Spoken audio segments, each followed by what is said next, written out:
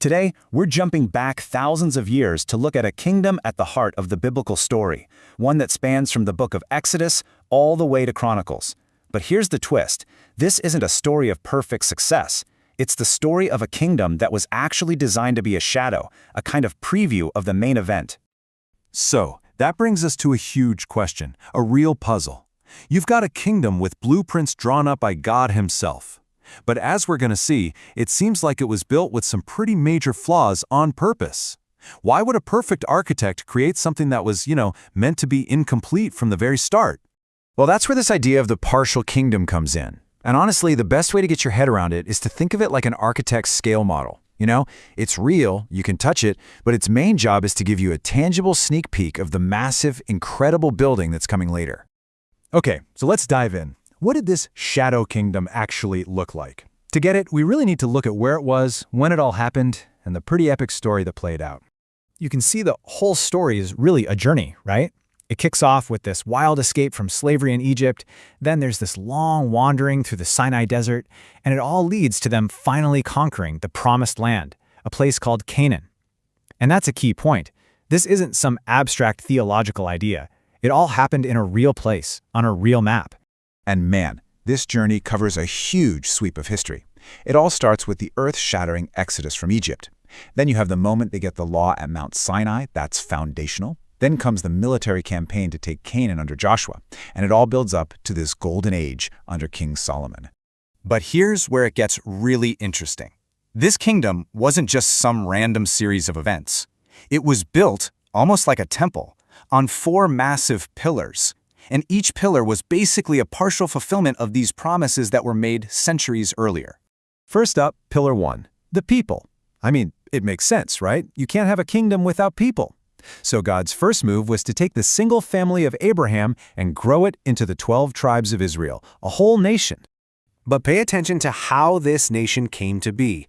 Their whole identity was shaped not by their own strength, but by this incredible rescue from slavery.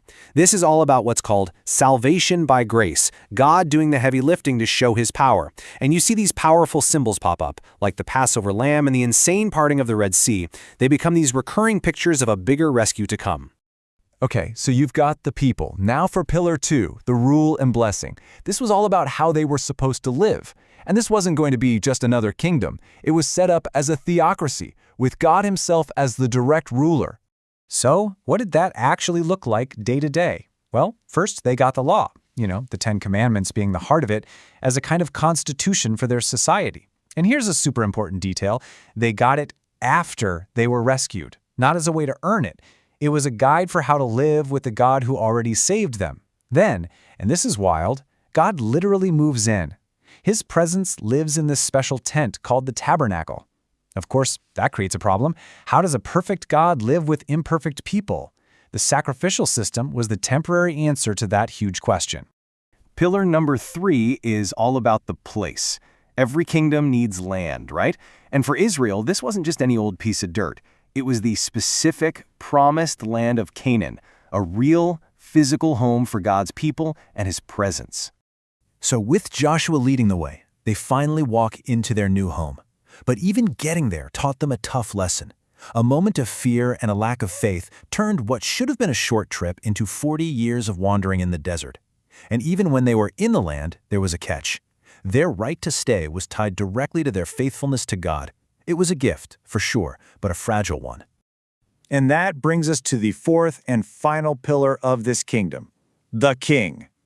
The idea was that God's ultimate rule on earth would be channeled through a human king, someone who would act as His representative and carry out His justice. Now, this didn't happen overnight. First, they went through this totally chaotic and violent period with leaders called the Judges. The book describing this time has this chilling phrase that sums it all up. Everyone did what was right in his own eyes. Just chaos. So out of that mess, the people begged for a king. After a pretty terrible first king, Saul, God chooses King David and makes this incredible promise that one of David's own descendants would sit on a throne that lasts forever. This all leads to the reign of David's son, Solomon, who kicks off a golden age of peace and prosperity and builds this stunning temple to house God's presence in Jerusalem. Okay, let's recap. We've got the people, God's rule, the promised land, and the king. The blueprint looks amazing, doesn't it? So why do we keep calling it partial? Well, because right from the very beginning, there were some serious cracks in the foundation. Just look at the difference between the blueprint and the final product. The ideal? A perfect, righteous king. The reality? Flawed, sinful men. The ideal? A holy, obedient people. The reality? A nation that was constantly tempted to rebel and worship idols. The ideal? God living right there with his people. The reality? A giant, thick curtain in the temple separating them from his full presence. There was always a gap. So, you see, the whole system had these major limitations baked right in. For one, its scope was tiny, just one ethnic group in a small corner of the world.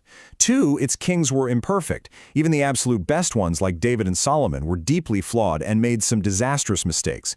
Three, the law was external. I mean, it was written on stone, and it could tell you when you messed up, but it lacked the power to actually change your heart and make you want to obey.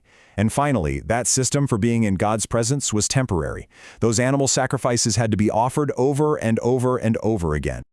And this brings us to the whole point of this gigantic, centuries-long object lesson. All those flaws, and the fact that it eventually failed, that wasn't a mistake. It was actually part of the design. This quote just nails it. The fact that the kingdom ultimately collapsed proves a huge point. You can't fix the human condition from the outside. No amount of land, laws, or even the best human kings can solve the fundamental brokenness of the human heart. So, it all comes full circle. And it leaves us with this massive, hanging question.